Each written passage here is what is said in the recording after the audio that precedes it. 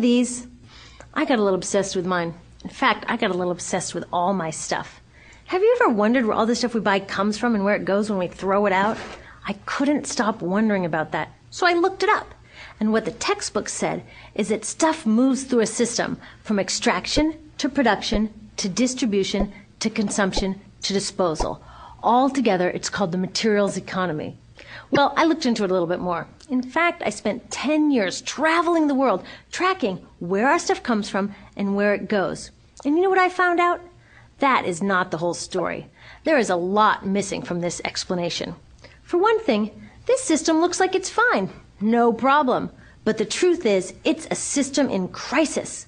And the reason it's a system in crisis is it's a linear system and we live on a finite planet. And you cannot run a linear system on a finite planet indefinitely. Every step along the way, this system is interacting with the real world. In real life, it's not happening on a blank white page. It's interacting with societies, cultures, economies, the environment. And all along the way, it's bumping up against limits. Limits we don't see here because the diagram is incomplete. So let's go back through. Let's fill in some of the blanks and see what's missing. Well, one of the most important things that's missing is people. Yes, people. People live and work all along this system. And some people in this system matter a little more than others. Some have a little more say. Who are they? Well, let's start with the government. Now, my friends tell me I should use a tank to symbolize the government, and that's true in many countries and increasingly in our own. After all, more than 50% of our federal tax money is now going to the military. But I'm using a person to symbolize the government because I hold true to the vision and values the government should be of the people, by the people, for the people. It's the government's job to watch out for us, to take care of us. That's their job. Then along came the corporation. Now, the reason the corporation looks bigger than the government is that the corporation is bigger than the government.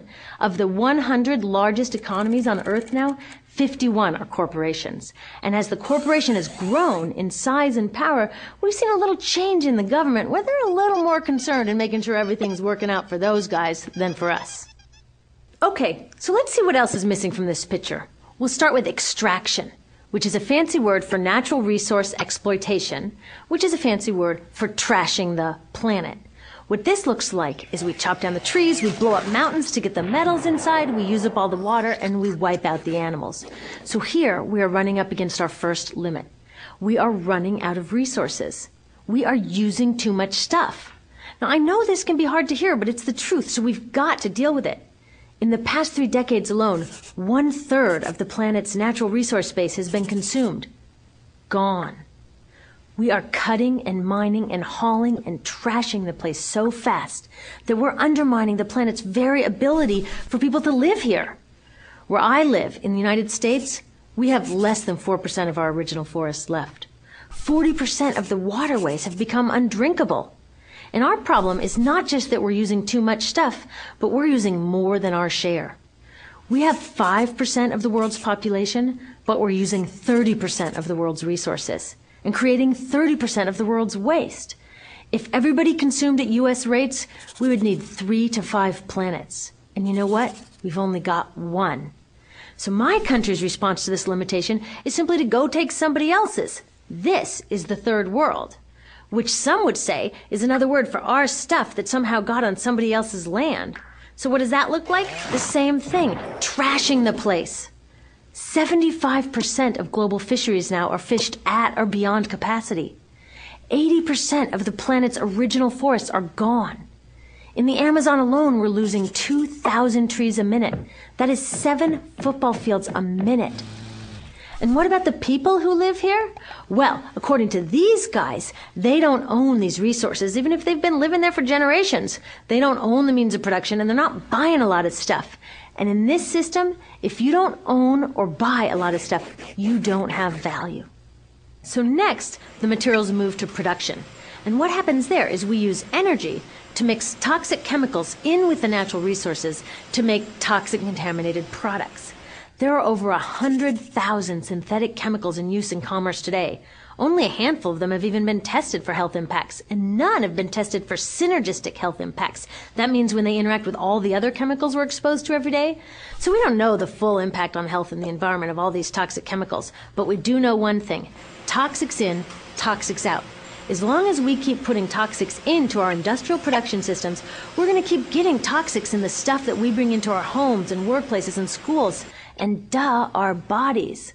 Like BFRs, brominated flame retardants, they're a chemical that make things more fireproof, but they are super toxic. They're a neurotoxin. That means toxic to the brain. What are we even doing using a chemical like this? Yet we put it in our computers, our appliances, couches, mattresses, even some pillows. In fact, we take our pillows, we douse them in a neurotoxin, then we bring them home and put our heads on them for 8 hours a night to sleep.